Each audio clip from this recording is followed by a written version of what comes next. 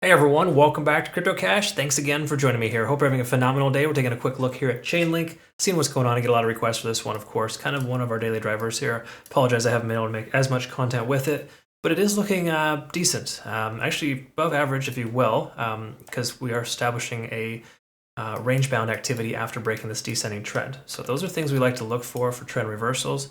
We can break above this key level resistance about 1470, consolidate at that level, we'd be in pretty good shape. Otherwise, we may want to expect the price to continue to stay in this range between just say $14 and $14.75. So if you're new to the channel, just know I'm not a financial advisor. I love to teach people to trade. I hope you can learn something today. We'll take a quick look here at the back end data on liquidation. Quick little heads up too with our community members. Congrats to everyone for awesome profits here. Solana, we cashed in on some nice old trade there at 127% in 1 month. That was a 5x leverage trade. We took a near protocol on VeChain trade yesterday, 73% in 20 hours, and VeChain 36% in 12. So awesome stuff there. Again, those are just little 6x leverage trades, safe, conservative, but they add up over time. Again, we're all about consistent gains. If you're curious about our gains, check them out on our Twitter, Telegram, and Discord.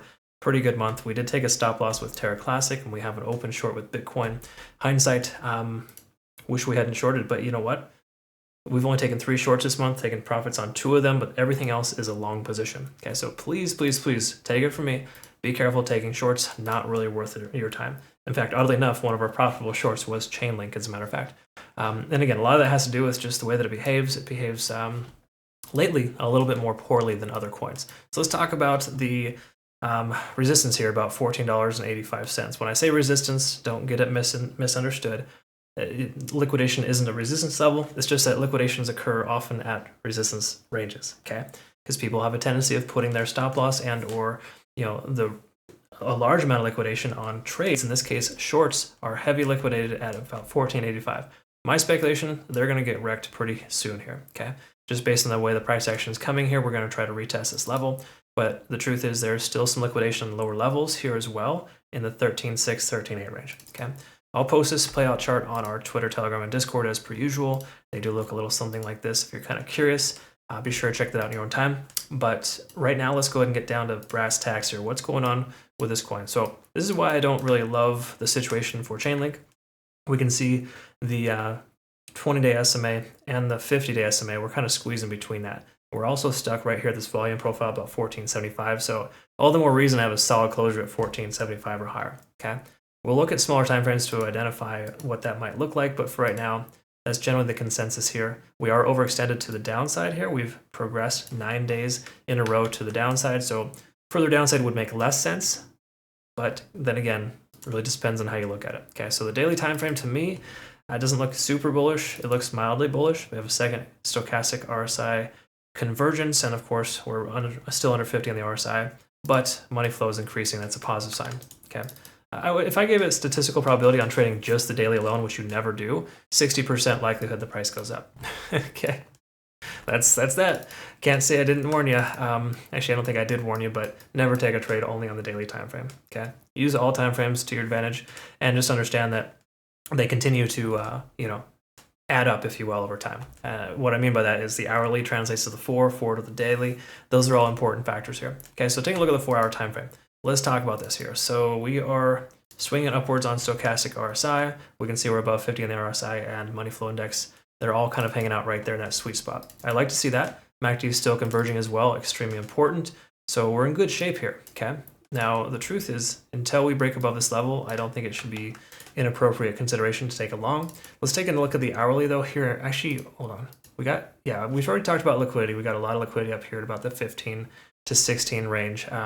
What we want to take a look at here, though, is the moving averages. We're right in between all 4. I don't love that. We're actually below the 50, the 200, and the 100, but we're above the 50 and the 20. So that's basically telling us we have momentum to the upside, of course. Short-term moving averages are letting us know we're trending upwards in the shorter time frame, but larger time frames tell us we have that as a resistance. So I'm not sold on taking a long position yet until we can confirm a couple of things, which we want to look at right here on the hourly. Mainly the cloud. I'm kind of curious what this looks like here for us. We are breaking above the cloud, which is good. We've been above for 2 or 3 hours. Fantastic. Lagging spans free and clear. Conversion lines above the baseline. So this is basically home run, if you will, to the upside, at least potential to the upside, letting us know we have strong consideration for a long position. Okay. Again, that's just the hourly, but we look at everything else, they conflict. And to me, I don't like to take trades like that. So me personally, I would wait for the price to come up and do this, and that's when I take an entry. Okay.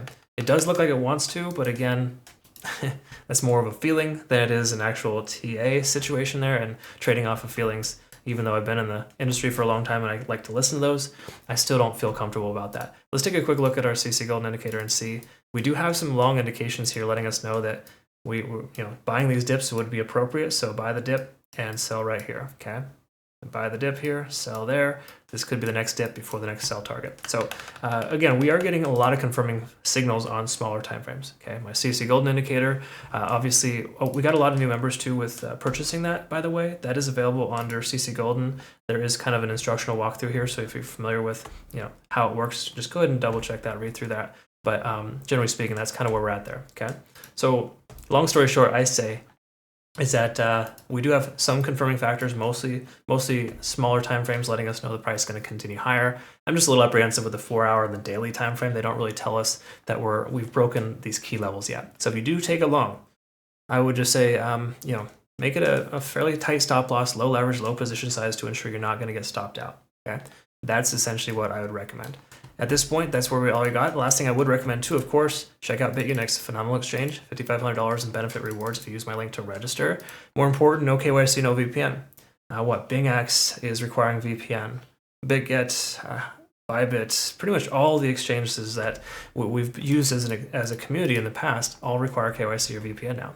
These guys do not, and they have trailing stop losses, multiple profit targets. Again, I got walkthroughs in our Discord too, if you're curious, all available for you, but I would highly recommend you check them out. Fantastic exchange. Thank you so much for watching. We'll see you in the next one. Hope you have a great rest of your day. Take care.